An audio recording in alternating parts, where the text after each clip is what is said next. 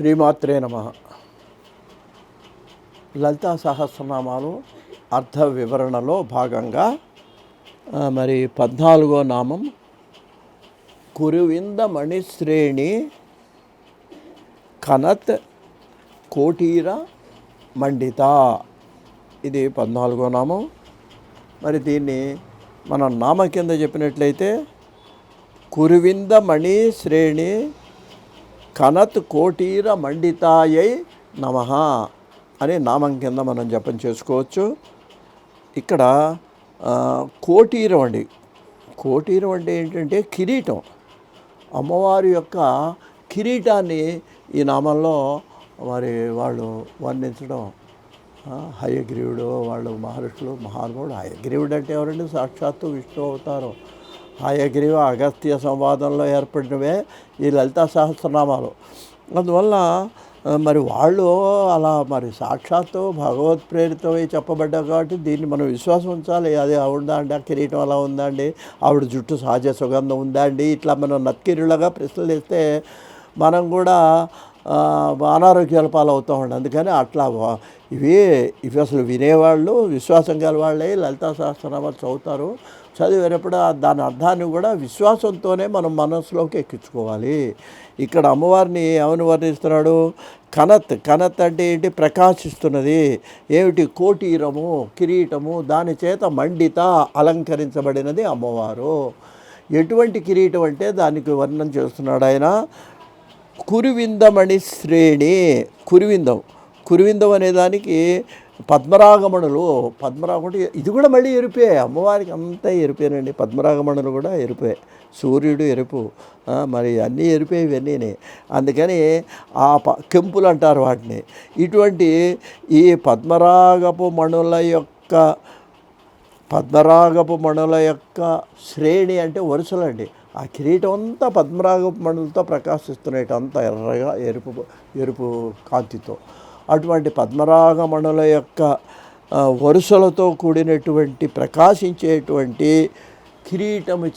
కిరీటముతో అలంకరింపబడిన దానా అని అమ్మవారి యొక్క వర్ణనండి దీంట్లో చేయటం జరిగిందండి.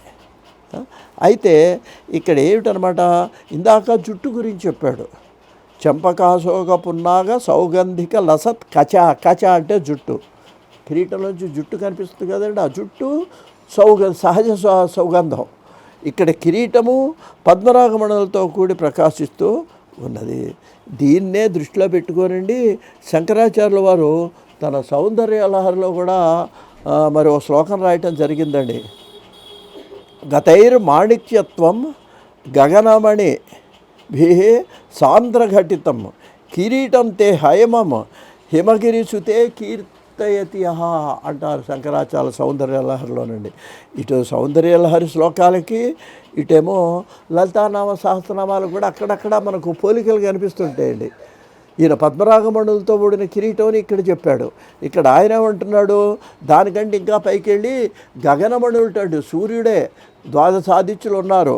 అటువంటి ఈ ద్వాదశాదిత్యులు ఈ 12 మంది సూర్యులు కూడా ఒకేసారి వచ్చి కిరీటంలో పొదగబడితే ఎంత కాంతిగా ఉంటుందో అటువంటి ఆ సూర్యుల యొక్క ఈ 12 మంది సూర్యుల యొక్క కూర్చబడినటువంటి బంగారపు కిరీటం ధరించిందట అమ్మవారు అని ఆదిశంకరులు వర్ణించారు. కిరీటం తే హయమము. హయమం అంటే బంగారపు కిరీటం అంటే. అటువంటి హిమగిరిసుతే కీర్తయతి ఇటువంటి నిన్ను ఎవరైతే ప్రార్థిస్తారో తల్లి వాళ్ళు ఎంతో ఐహిక ఆముష్మ సుఖాలు పొందుతారు అని అక్కడ ఆదిశంకరులు కూడా సౌందర్యంలో వర్ణించారు.